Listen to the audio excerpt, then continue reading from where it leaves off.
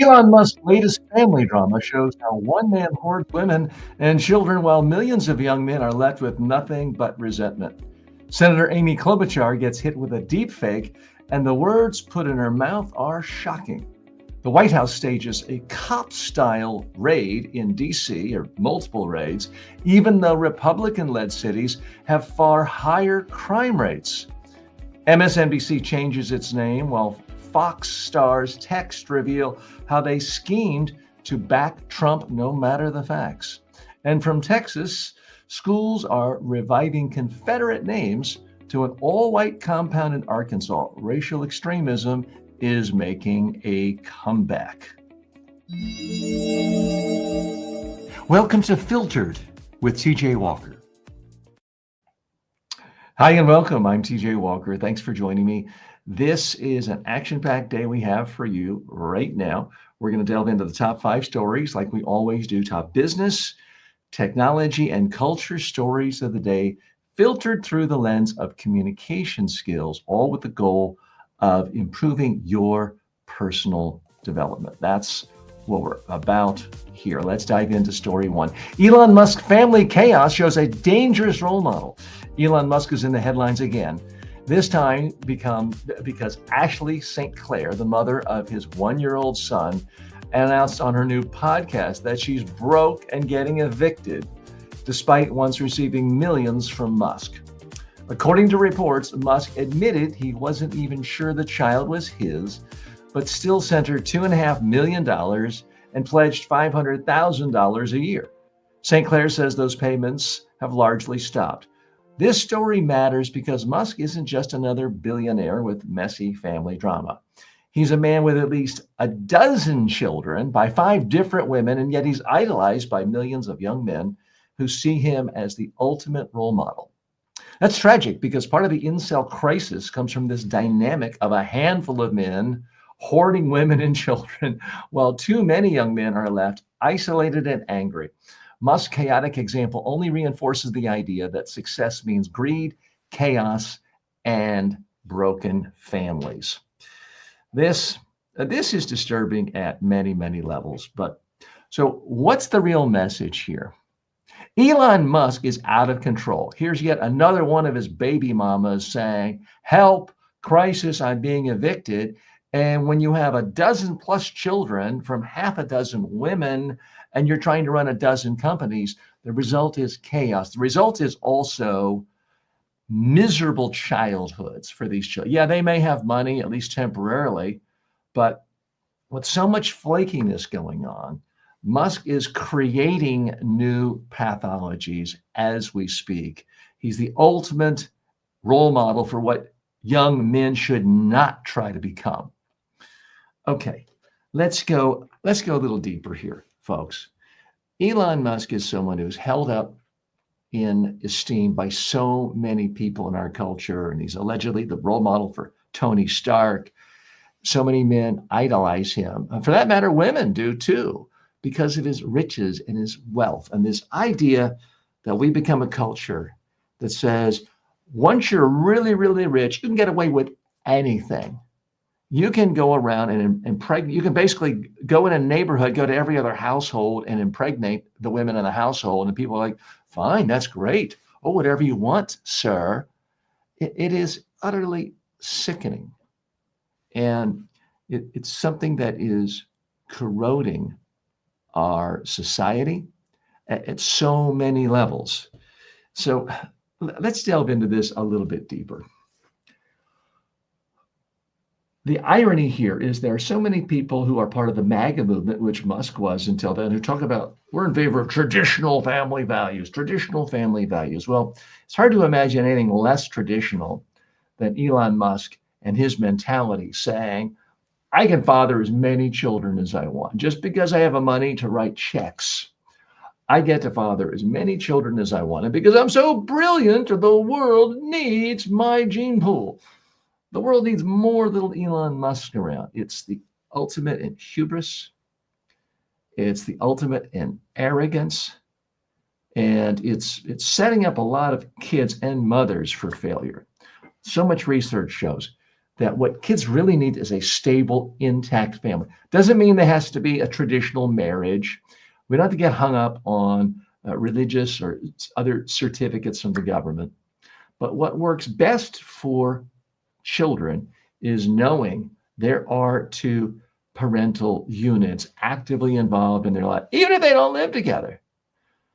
But Musk, who's swirling around the globe everywhere, running 10 companies, destroying governments, doing whatever else it is, it's obvious that a lot of these kids have no contact. He's a guy they see on the news. He's a guy they see on social media. He's not someone in their lives at all.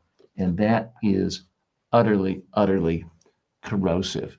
So I urge you, if you're a parent and you see your kid idolizing Elon Musk, oh, I want to be like Elon, say, time out. That is exactly what you don't want to be. Fine. He's a good business person in some regards, obviously. He is an innovator. He does have a genius business mind. He's put together not one, two, but multiple businesses. Some of them actually make some money. He's been an innovator in certain industries like electric vehicles and moon travel and space travel. I'm not trying to take that away from him. But this idea that you do one thing well and you deserve to do whatever you want in any other aspect of society, that's corrosive. That's the idea behind kings and monarchies. That's the idea behind dictatorships. And we are increasingly seeing in so many aspects of culture where people are coming together and saying, this guy, whether it's Musk, whether it's Trump, because he's done one thing well. In Trump's case, he was a good reality TV star. In Musk's case, an actual businessman who did succeed at businesses. They get to do anything they want. They get to grab whatever they want, inseminate whatever they want. That is a sickness that is permeating our society today. And I think it's high time we all kind of step back for a minute and ask ourselves, who do we want our role models to be? Is the only thing that matters billions and glitz? Is that literally the only thing we want to tell our children that they should respect? I don't think so. It's not the only thing I want my own daughter to grow up respecting. Would I like her to be financially secure? Sure. Would I like her to have a career where she is well compensated? Sure. But the idea that she can do anything she wants, destroy lives, create wreck families, take over the government because she's smart, and decimate aid to people around the globe just because she did one thing. No, I don't want that for her. And I really hope that is not what you want for your own child either. More in a moment.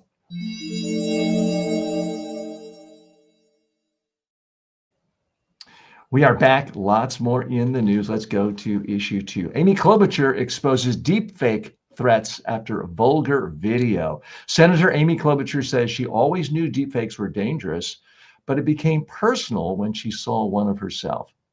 Writing in today's New York Times, she describes watching a fake video that used real footage of her Senate hearing, but with an AI-generated voice making crude attacks. The deepfake had her saying actress Sydney Sweeney had, quote, and folks, I'm trying to make this polite, but this is what's really going on. So I'm quoting the senator, quoting the actual deepfake.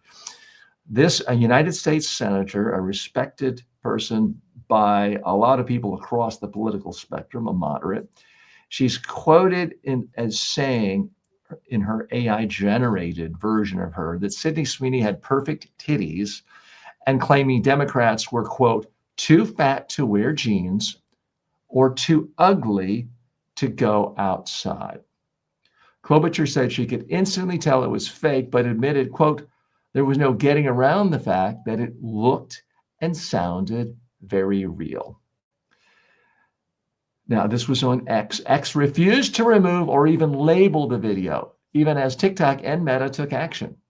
Klobuchar warns the stakes go far beyond her own case, citing a Maryland principal suspended after AI audio falsely portrayed him as racist. and an imposter posing as Secretary of State Marco Rubio called world leaders. As she put it, we can love the technology and we can use the technology, but we can't cede all the power over our own images and privacy. Okay, so what's the real message here? If even a US senator like Amy Klobuchar can have her image, her voice taken, saying wild, obscene, nasty things to distort public discourse, what chance do you and I have? Do you really want your face, your voice, endorsing extremist political ideologies, every kind of crypto scam? Well, that's the world we live in right now, and there's no worse perpetrator than the platform of X. Let's dig a little deeper here. This is a concerning matter. Now, I'm someone who, I don't want to sound hypocritical, I have my own AI clone, but it's a clone that I control. It's video of me. You can check it out at tjwalker.ai. I can get it to say what I want, but I do not want to, for example, go to Facebook one day and see video images of me endorsing political candidates that I find abhorrent. I doubt you want that either. So there's going to have to be some regulation.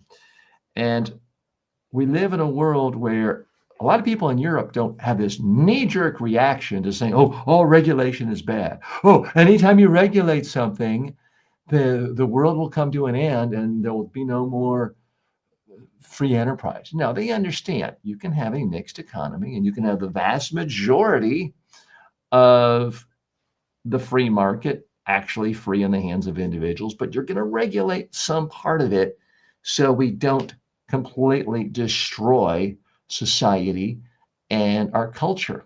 You can have some regulation. Now, Klobuchar does point out that TikTok and Facebook did ultimately grant her wishes and take it down. But remember, she's a U.S. senator. So when a U.S. senator that holds tremendous regulatory power over a US-based company, in this case, Meta, not TikTok, but even TikTok has control by the US government at some level, that gets escalated. If you and I see our image all of a sudden in a porn video or endorsing extremist ideas or extremist politicians, how easy do you think it's going to be to get Mark Zuckerberg on the phone or anyone from Facebook or anyone from Google or YouTube? I can tell you right now, it ain't going to happen. As someone who's had problems with YouTube and had a channel deleted for what I consider no reason at all, certainly none was ever given, the idea that you're going to get a hold of anyone on these platforms to take your concerns seriously, even if it's your own child appearing in a deepfake porn, is laughable, unfortunately. They don't have people for that. That's why they're wildly profitable. That's why you and I, and probably a lot of people we know, have a lot of stock in Facebook and all these social media companies, because they're really profitable because there's no customer service. Because you and I are not the customers. The advertisers are the customers. The only way you're going to get anybody on the phone at any of these big tech companies is say, hi, I'd like to spend $10 million on ads today. Then you get a phone call. Or if you are a United States senator, but absent that. So I want to commend Senator Klobuchar for taking the time to put a spotlight on this, taking it seriously. It would be very easy as a senator to say, I got better things to do than even look at social media. But she took the time.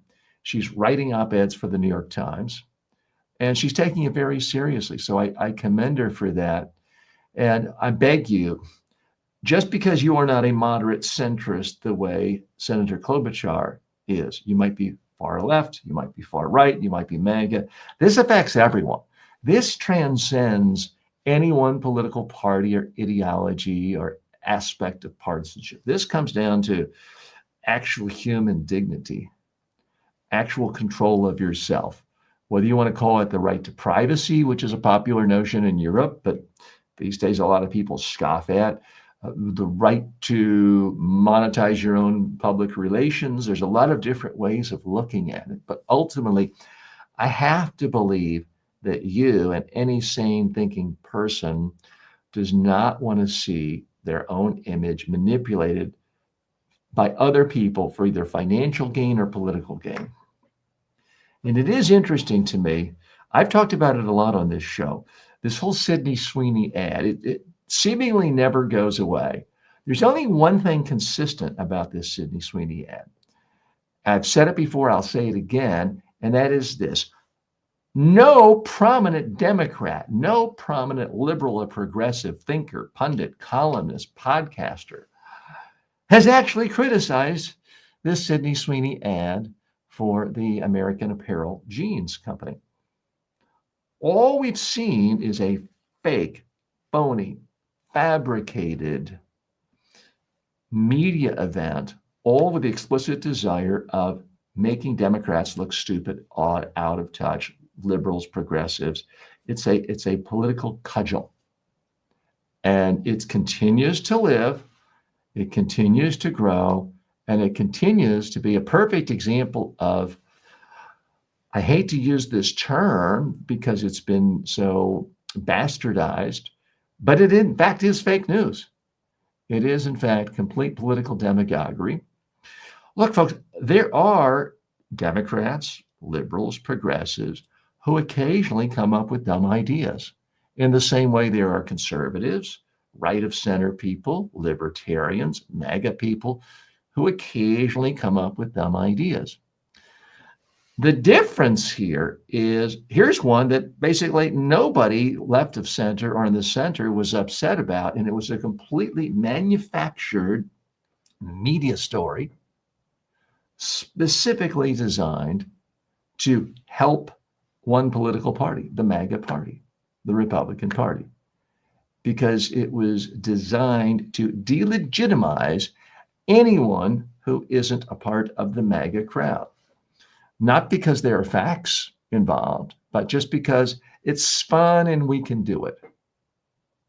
The equivalent would be if some left of center media pundit or political activist just did a deep fake of,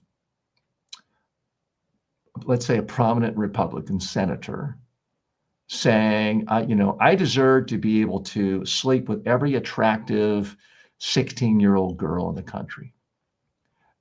And this progressive Democratic media activist blew it up, put it everywhere, got every other mainstream media outlet to talk about, how dare Senator Smithers claim that he has the right to sleep with every 16-year-old attractive girl in America. And it became this big thing. And then Bill Maher's talking about it, and every podcaster is talking about it. And people use this as an example. There's a perfect example of how the GOP is out of touch with modern American. And the whole thing was based on nothing. Now you're saying, TJ, that's impossible. No one would do that. That wouldn't be fair. Well, guess what? That's exactly what is happening on a daily basis with this nonsense, this utter nonsense of this Sydney Sweeney type stuff. Let's look at some real ads right now. Filtered is brought to you by the following. You don't need a new degree. You don't need another expensive coach. You need the right communication habits, and I'll teach them to you in just a few minutes a day. At MediaTrainingWorldwide.com, I've created the most comprehensive library of online communication and personal development courses anywhere. You'll learn public speaking, media training, persuasion, executive presence, and more. These are the same methods I've taught to world leaders, but now they're affordable and accessible to everyone. You can start for free and upgrade anytime. Go now to MediaTrainingWorldwide.com. Confidence isn't a personality trait, it's a skill, and it's trainable. Most people can't afford a full-time coach, and even if you could, good luck finding one who's available when you need them. That's why I created the TJ Walker AI clone. It's built on my 40-plus years of real-world coaching and training. You get my exact advice, style, and frameworks instantly. Ask it how to handle a tough question, get feedback on your elevator pitch, rehearse your next big talk, This is the next generation of communication coaching. It's smarter than an app, more personal than a course, and always ready. Start using it today at tjwalker.ai. You'll wonder how you ever did without it. Want to become a better speaker, leader, or communicator? Start with the TJ Walker Success Library. It's 5 of my most practical books, covering everything from public speaking to media interviews and persuasive messaging, all for only $9.95. I've trained presidents and Fortune 500 CEOs, and now you can get the same wisdom in a fast, affordable format. Go to tjwalker.com/books and download your copies instantly. Okay, folks, we are back. Thank you so much for joining me today. We've got a lot of fun going on, and we have some new graphics here. We're experimenting. We've got all of our cameras, our 3 cameras set up here today. We're trying to do things a little bit better, and this is anticipation of our new official launch. Mark your calendar, September 2nd. Filtered goes live worldwide on every single platform, every podcast platform, every social media platform. So we're really looking forward to it. We're still kind of in a test phase right here, but it's going to be a lot of fun and a lot going on. So let's dive right into issue 3 today. And this one is another truly bizarre issue. White House urges DC crime, or uses DC crime as an excuse for a power grab. The White House is now producing its own version of Cops, posting dramatic videos of DC arrest with music, narration, and the president's name splashed at the end. One recent clip showed federal marshals raiding a man's apartment after he allegedly threw a Subway sandwich. According to Reuters, these arrests were staged with the White House social media team present, raising serious legal and constitutional questions. But here's the reality. Washington, D.C. does not have the highest crime in America. FBI data shows murder rates are far higher in Republican-led cities: St. Louis, Missouri, Baton Rouge, Louisiana, Memphis, Tennessee, Birmingham, Alabama, and Little Rock, Arkansas all report violent crime rates well above D.C., yet none of those places are being subjected to a federal police takeover. Legal experts warn this isn't about public safety, it's about political control. As defense attorney Bradley Moss put it, it has nothing to do with law and order. Instead, this is a staged effort to portray Democrats and dissent itself as criminal, while building a police state in the Capitol. Okay, so what's the real message here? The message is Trump is taking the power of social media, something he's really good at, and using that as a tool to take over democracy, to take over democratic cities.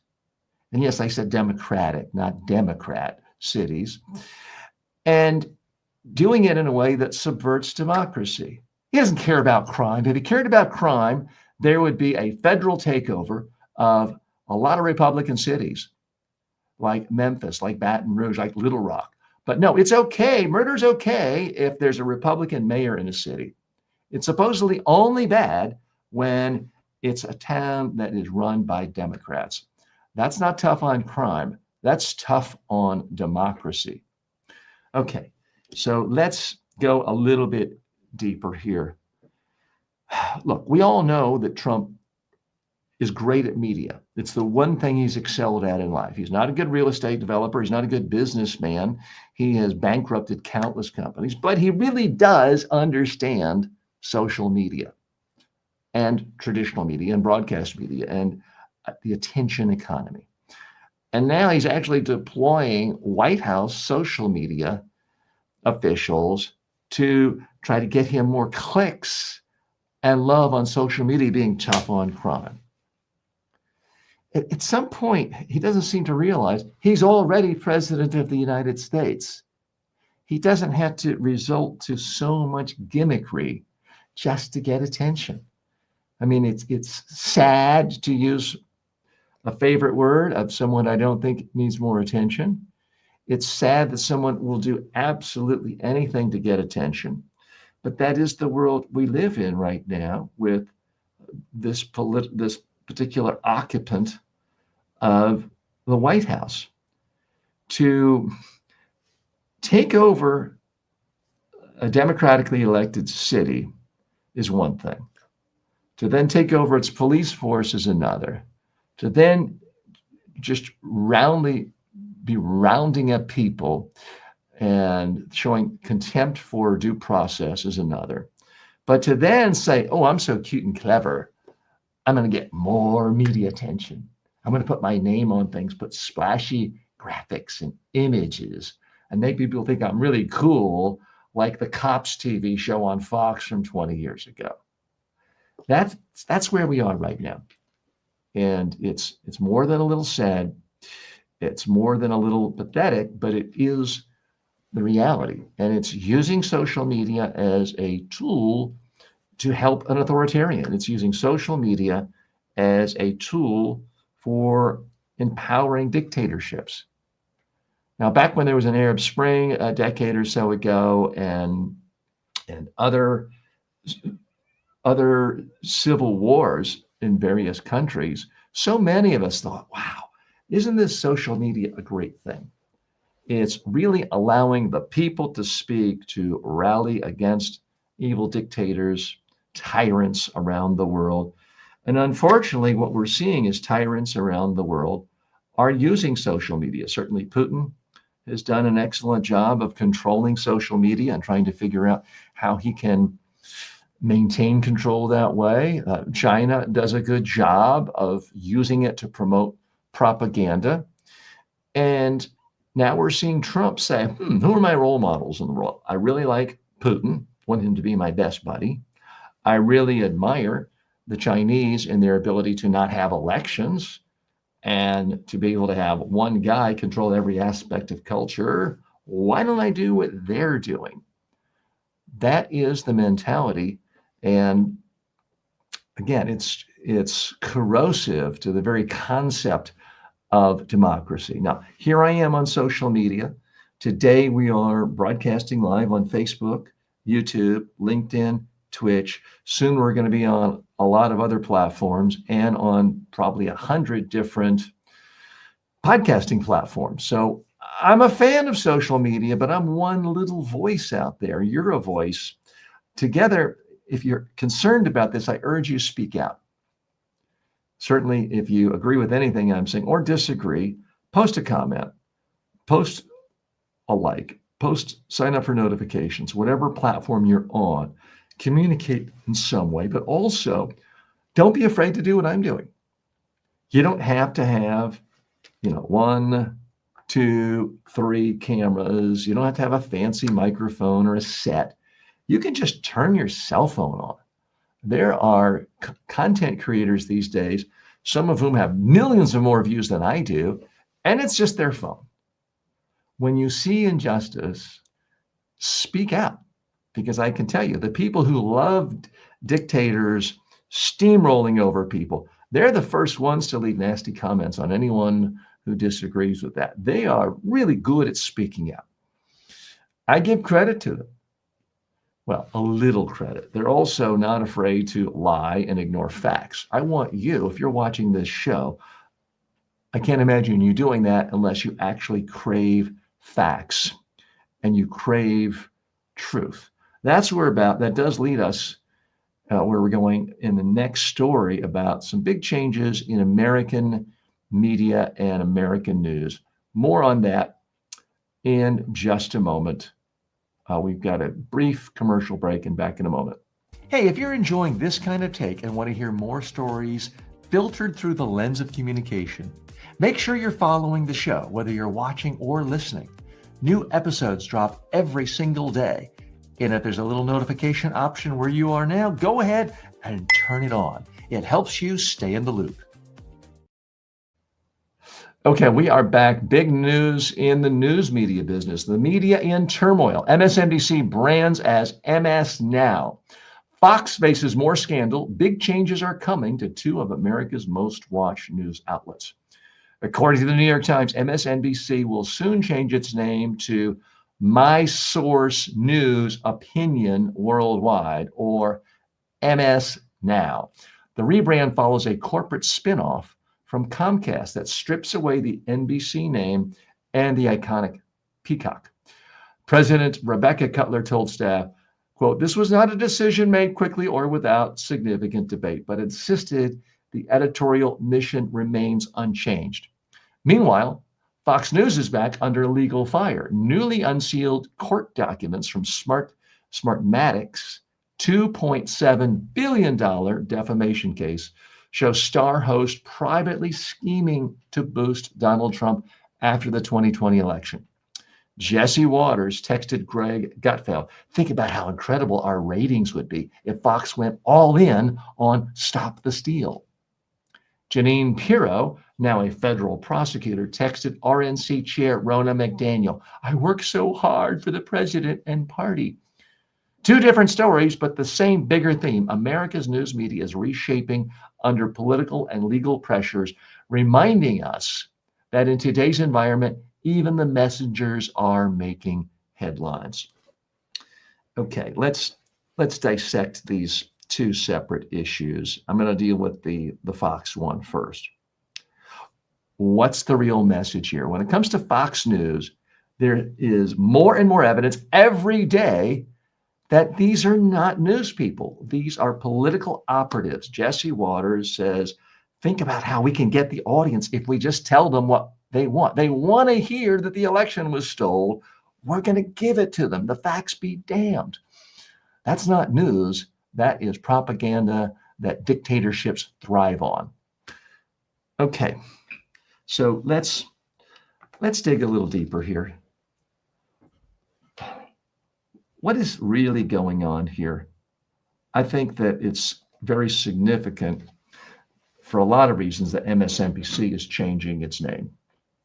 It's doing it in part because the parent company of, the parent of the parent of the parent of the NBC realizes, we got an authoritarian dictator running the country. And if we say anything that offends him, we could be subjected to fines. We could lose our broadcast licenses. So they want to get rid of MSNBC. It's a good business decision. It's bad for democracy, but it's a good business decision. So now they don't want their NBC brand, their NBC News brand, tainted by an opinion, even if it's based on fact, an opinion that might be offensive to the authoritarian regime here in the United States. So that's why they want to scrape not only the NBC News name off, they want to scrape that peacock logo that's been around for more than half a century. They want to scrape that off. So that's what's really going on here. I've made this prediction on the show before. I'm going to make it again. Within the next 5 years, one of the three major broadcasting networks in America, and I'm talking about ABC, NBC, CBS, they all have major news divisions. One of them is going to simply cancel news, or they'll sell it to some other company. So we're going to have one of those companies not have news, because they are going to be confronted with the reality of, if they ask real questions of this administration, they are going to get such political blowback. They're going to get such regulatory punishment, they could be put out of business. So they are going to come to the conclusion, just as they did with late night TV, and late night's not profitable anymore. They're going to come to the same conclusion with news, talking about the evening news, the morning news programs, the breaking news. They're going to come to the conclusion, it's not profitable once you factor in all the political guff we're going to get and fighting lawsuits from government officials trying to put us out of business. And then you're really going to see news further degrade, where there's simply no honest sense of real journalists doing real fact checking, looking at the top stories of the day, holding political officials accountable, regardless of what party they're a member of. So I think this is a sign that we're leading towards that. Now, let's look at the actual name of MS Now. I can only imagine how many thousands and thousands of hours were spent at NBC and MSNBC with marketing executives and branding experts brainstorming on names for networks. I could tell you from personal experience. I mean, just the problem I had coming up with the name of Filtered was bad enough. And I'm a very small company. But companies like that, they'll spend thousands and thousands of hours, hundreds of thousands of dollars on consulting fees, in some cases, millions of dollars on consulting fees to come up with a perfect name. And this is what they came up with, MS Now.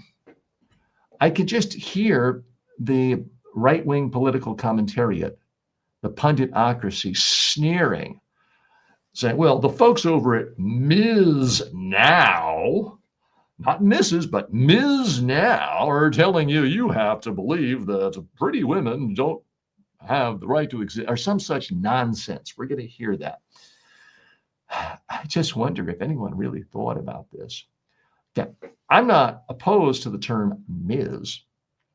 For those of you not familiar with the history of it, the major newspapers, media outlets in the United States and elsewhere traditionally referred to a man as Mr., and a woman was only referred to by her marital status, Miss or Mrs. And sometime, I believe it was in the early 70s, a lot of women said, that's enough. It's none of your business. We want a label that conveys equal respect as Mr. That doesn't tell anybody what our marital status is. So that's where they came up with Ms., MS. But it was seen as controversial then and in some quarters now because it's seen as, oh, you don't believe in traditional values. You're offended by someone calling themselves Mrs. This whole name, Ms. Now, it seems like it's playing into that stereotype of that cultural debate where once again, people in the center and the center left are put on defensive of being anti-American values.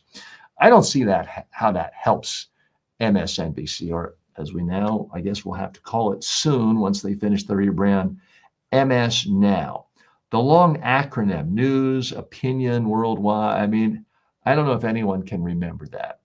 I understand the goal of getting away from MSNBC. It was originally a partnership between Microsoft, hence the MS, and NBC. Well, Microsoft left its partnership a long time ago, and now they're spinning off from NBC. So it makes no sense to remind people of Microsoft and NBC if it's not involved with anything.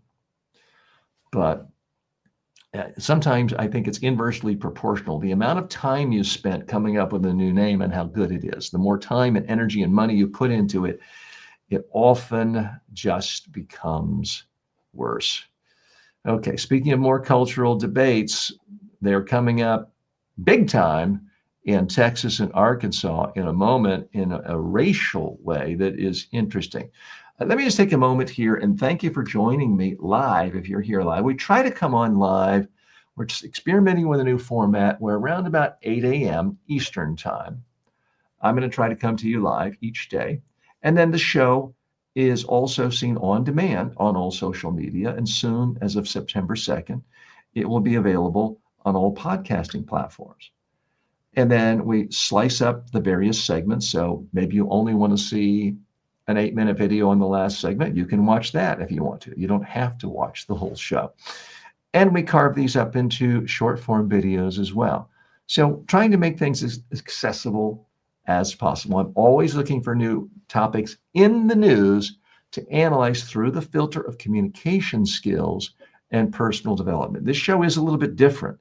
We're not trying to just be another news show. We're trying to be a news show that instead of depressing you, whining, making you feel bummed out, you learn what's going on behind the scenes so that you can improve your own communication skills and your own personal development to make you more successful. So what I try to do is isolate the real messages here and then often talk about how the messenger was successful or not successful in communicating the message. If you have questions at any point, you can post it if you're here live with us, but you can also post it if you see the video on demand. More in a moment. Filtered is brought to you by the following. You don't need a new degree. You don't need another expensive coach. You need the right communication habits, and I'll teach them to you in just a few minutes a day. At MediaTrainingWorldwide.com, I've created the most comprehensive library of online communication and personal development courses anywhere. You'll learn public speaking, media training, persuasion, executive presence, and more. These are the same methods I've taught to world leaders, but now they're affordable and accessible to everyone. You can start for free and upgrade anytime. Go now to MediaTrainingWorldwide.com. Confidence isn't a personality trait, it's a skill, and it's trainable. Most people can't afford a full-time coach, and even if you could, good luck finding one who's available when you need them. That's why I created the TJ Walker AI clone. It's built on my 40-plus years of real-world coaching and training. You get my exact advice, style, and frameworks instantly. Ask it how to handle a tough question, get feedback on your elevator pitch, rehearse your next big talk. This is the next generation of communication coaching. It's smarter than an app, more personal than a course, and always ready. Start using it today at tjwalker.ai. You'll wonder how you ever did without it. Want to become a better speaker, leader, or communicator? Start with the TJ Walker Success Library. It's 5 of my most practical books, covering everything from public speaking to media interviews and persuasive messaging, all for only $9.95. I've trained presidents and Fortune 500 CEOs, and now you can get the same wisdom in a fast, affordable format. Go to tjwalker.com/books and download your copies instantly. Welcome back to the show. Confederate comeback in Texas. Whites only compound in Arkansas. 2 unsettling stories show how race politics is moving backward in America. In Midland, Texas, the local school board voted to restore the name Robert E. Lee High School, 4 years after it had been changed to Legacy High. Nearly 40 speakers opposed the reversal at a marathon board meeting, compared with only 6 in favor. Teachers said the decision, quote, purposefully divides the district, while some supporters openly celebrated with Confederate memes. The board estimates the switch will cost up to $62,000, money critics note could fund a new teacher instead of honoring a Confederate general. Meanwhile, in the Ozarks of Arkansas, the New York Times reports that a group called Return to the Land is building an all-white housing compound. Applicants must prove ancestral heritage, that's what, quote, ancestral heritage, and even submit family photos. That means my family would not be admitted. Founders openly say they reject anyone who doesn't present as white. Civil rights lawyers call it a smoking gun case of intentional discrimination, yet so far no lawsuit has shut it down. From classrooms in Texas to compounds in Arkansas, the resurgence of Confederate nostalgia and whites-only enclaves shows how emboldened racial extremism has become and how much pressure civil rights protections now face. Okay. All right. So what's the real message here when a high school in Texas says, hey, we're going to change a school back to the name of Robert E. Lee? What it's really saying is, we're not patriots. We need to praise and respect people who are trying to attack America. That's what the Confederate soldiers do. We want to praise traitors. You know who doesn't praise traitors? People who are unpatriotic, people who don't love America. And that's exactly who these people are in Texas. It has nothing to do with race. It has everything to do with people who hate America, so they want to elevate a traitor, a loser traitor like Robert E. Lee. Let's go a little bit deeper here. I differ from some of my colleagues who are centrist, as I am, and those left of center who say, oh, this is just dog whistling racism. It may be some of that, but I think you can be opposed to the whole idea of naming a high school or any government building after a traitor who waged a war against the United States of America. If all of a sudden Louis Farrakhan, the flamboyant minister from Chicago, known for extreme radicalism, said, okay, I'm now going to put together an army and take over Chicago. And I'm going to eliminate all white people from any position of authority. And I'm just going to take over the city government. And it's going to be the Farrakhan government from now on. And a lot of people were killed. And Farrakhan ended up losing that war. And people were killed and murdered, and buildings were destroyed. And it destroyed Chicago's economy. What are the chances of these very same people in Texas saying, you know what, let's name a high school after Louis Farrakhan? I think anyone who suggested that would be considered insane. They would be attacked as anti-American, anti-Chicago. They would be accused of promoting lawlessness. They would be accused of criminality. Let's not sugarcoat things. Robert E. Lee was a criminal. He broke the laws of the United States. He was an insurrectionist. He was a traitor. Why in the world does the government, these government officials in Texas, why do they want to praise someone like this? Why do they want to use $62,000 of tax money to change all the names again and put his name up in lights and on signage? You know, there's a lot of talk these days from one party about how the other party isn't fiscally responsible. Oh, those liberals, those Democrats, they like wasting money. We hear that time and time again. And yet here's a clear-cut example of, for no other reason other than spite and hatred and a way of sticking it. This will teach the libs. This will teach the progressives. This will teach the blacks. We're going to put Robert E. Lee's name right on the signage again. We don't care how much it cost.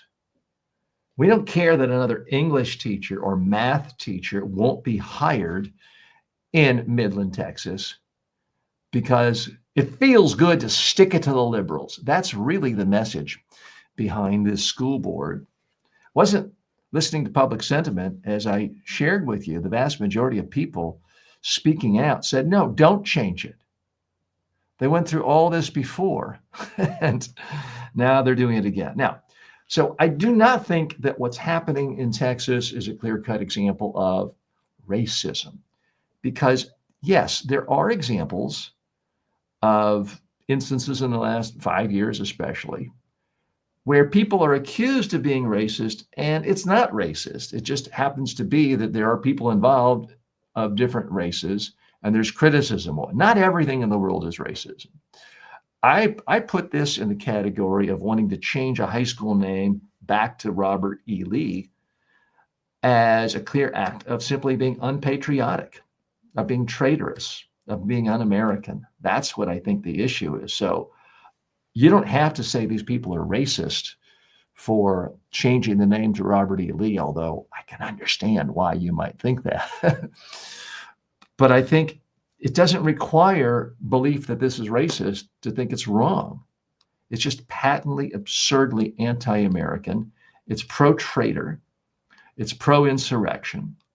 It's promoting criminal activity. It's promoting murder, because that's what Confederate soldiers did. Like it or not, even if it hurts your feelings.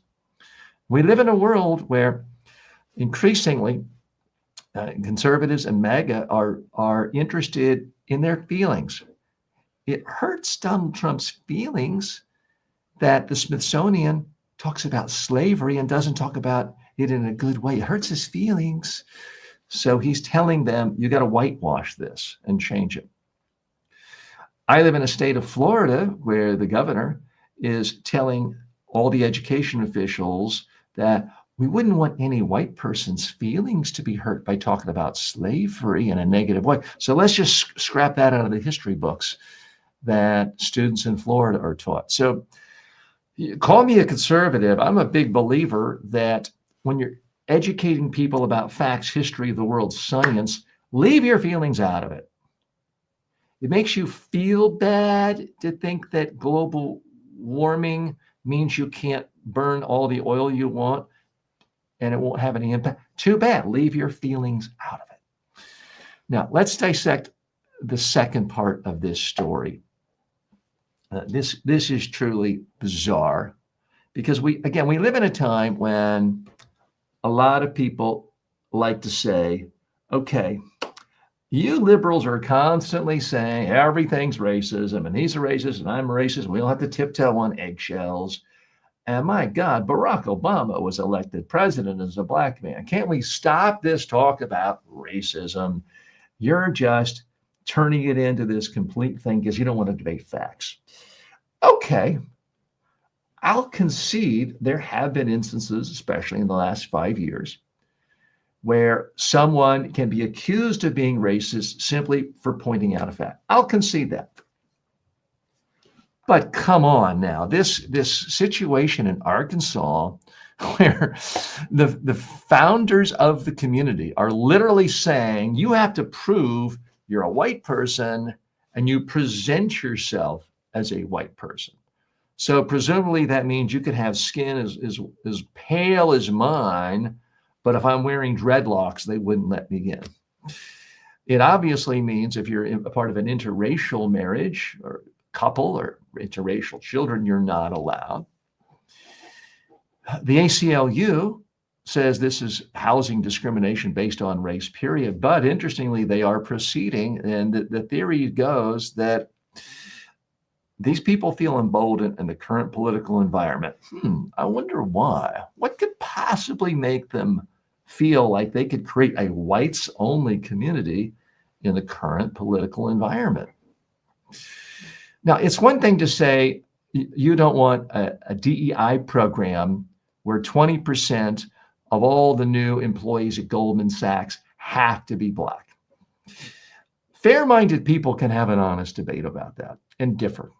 And currently there is an administration that says that should not be the policy. And in fact, that is not the policy at Goldman Sachs or any other major corporation today. There are no official set-asides where 20% of all new hires have to be Black. It doesn't exist anymore. So honest people can debate whether affirmative action, DEI, some of those things are good ideas or not. We're going to leave that for another day. But the issue now of this community in Arkansas, this return to land, I urge you, check out the story in today's New York Times. And they've gotten a fair amount of publicity from a lot of places. But this is in the Ozarks.